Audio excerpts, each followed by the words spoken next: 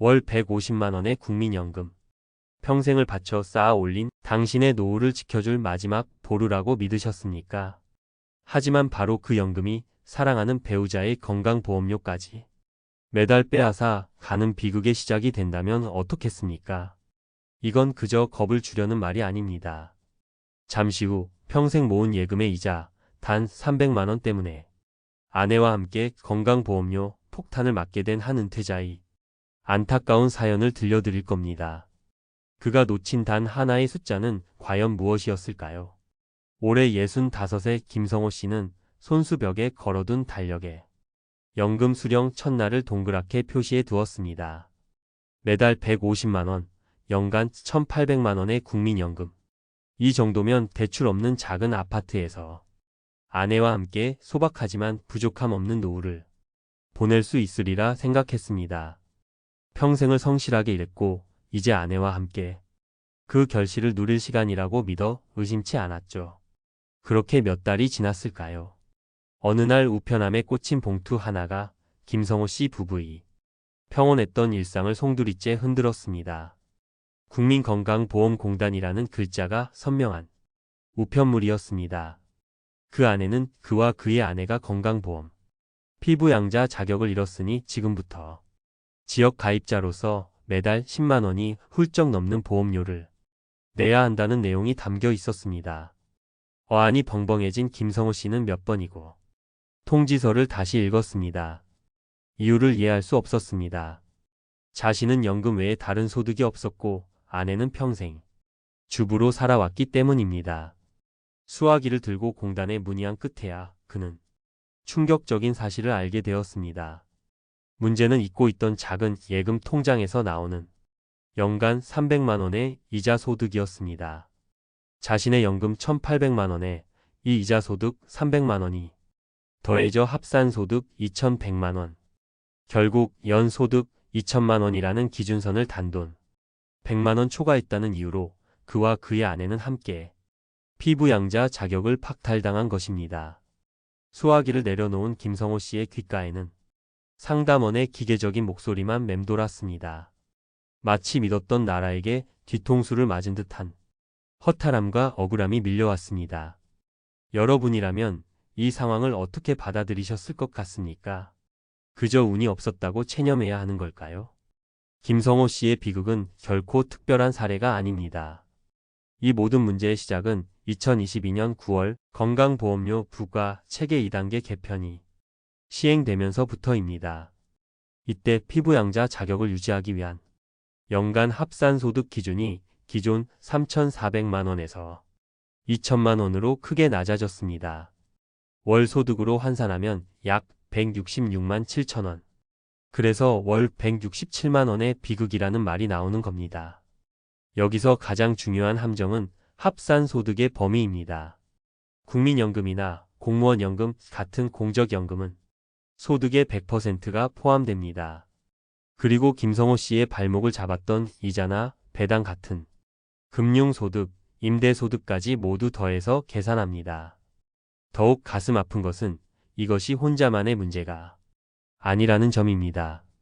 한 경제 전문 보도에 따르면 피부양자 자격을 잃은 분들 중 무려 37%가 동반 탈락자였다고 합니다.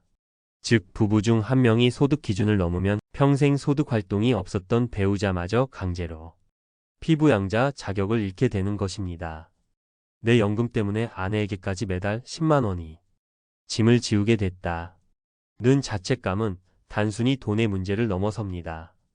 그런데 소득 기준을 아슬아슬하게 통과했다고 해서 안심할 수 있는 것도 아닙니다. 우리 뒤에는 재산이라는 더 큰 복병이 숨어 있기 때문입니다. 재산세 과세표 준액이 5억 4천만 원을 넘어가면 소득이 거의 없어도 피부양자에서 탈락할 수 있습니다. 특히 5억 4천만 원에서 9억 원 사이에 해당한다면 연소득이 단 1,000만 원만 넘어도 자격을 잃게 됩니다. 평생 살아온 집 한 채가 전 재산인 대다수 은퇴자들에게는 2중, 3중의 덫이 될 수 있는 것입니다. 자, 지금까지 우리는 김성호 씨의 안타까운 사례를 통해 국민연금의 역설이라는 어두운 현실을 들여다봤습니다. 아마 마음이 무거운 분들이 많으실 겁니다. 하지만 여기서 좌절하고 영상을 끄시면 안 됩니다. 지금부터가 훨씬 더 중요합니다. 이 함정을 미리 알고 피해간 현명한 분이 이야기가 남아있기 때문입니다. 은퇴를 2년 앞둔 박서연 씨는 막연한 불안감에 휩쓸리는 대신 은퇴 2년 전부터 펜과 종이를 꺼내 들었습니다.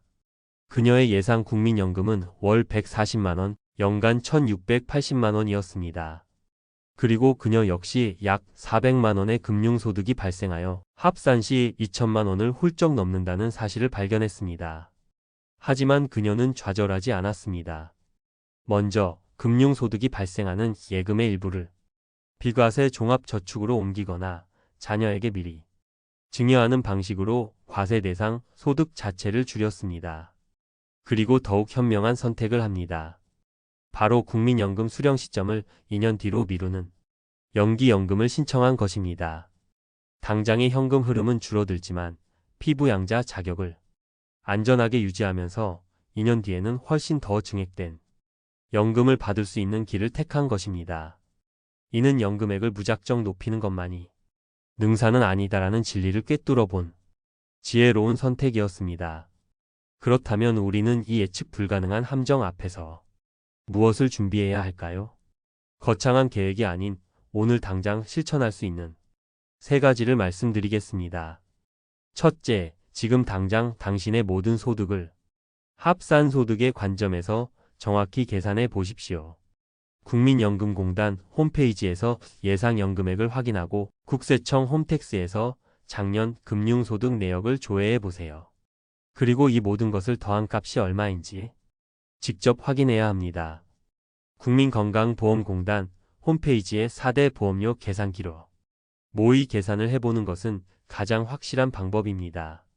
둘째, 연간 2천만 원이라는 기준선을 나침반 삼아 소득 포트폴리오를 미리 관리하는 지혜가 필요합니다.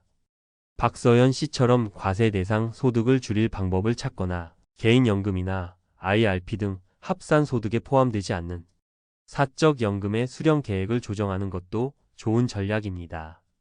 특히 연금액을 높여준다는 국민연금 추납이나 반납 제도는 자칫 이 기준선을 넘겨 배보다 배꼽이 더 커지는 결과를 낳을 수 있다는 점을 반드시 기억해야 합니다. 셋째, 만에 하나 피부양자에서 탈락하게 되더라도 정부의 한시적 감면 제도를 반드시 기억하고 활용해야 합니다. 정부는 갑작스러운 부담을 덜어주기 위해 2026년 8월까지 탈락 첫 해에는 보험료의 80%, 2년 차에는 60%를 깎아주는 제도를 운영하고 있습니다. 이것이 완전한 해결책은 아니지만 재정 계획을 다시 세우고 충격에 대비할 수 있는 소중한 숨 쉴 시간을 벌어줄 겁니다. 오늘 제가 드린 이야기가 다소 무겁게 느껴지셨을지도 모릅니다. 하지만 어두운 현실을 직시하는 것이야말로 빛을 향해 나아가는 첫걸음입니다. 믿었던 국민연금이 배신처럼 느껴지는 이 역설적인 상황은 우리가 노후를 얼마나 더 꼼꼼하고 지혜롭게 준비해야 하는지를 일깨워주고 있습니다. 미리 알고 한 걸음만 먼저 움직이면 건강보험료 폭탄은 충분히 피할 수 있는 장애물일 뿐입니다. 당신의 현명하고 평안한 노후를 진심으로 응원합니다. 오늘 이야기가 당신의 노후 준비에 작은 등불이 되었다면 구독과 좋아요를 통해 저희와 계속 함께해 주십시오. 비슷한 고민을 하고 계시거나 자신만의 지혜를 나누고 싶은 분이 계시다면 댓글로 소통해 주시기 바랍니다. 여러분의 귀한 경험이 다른 누군가에게는 큰 힘이 될 수 있습니다. 감사합니다.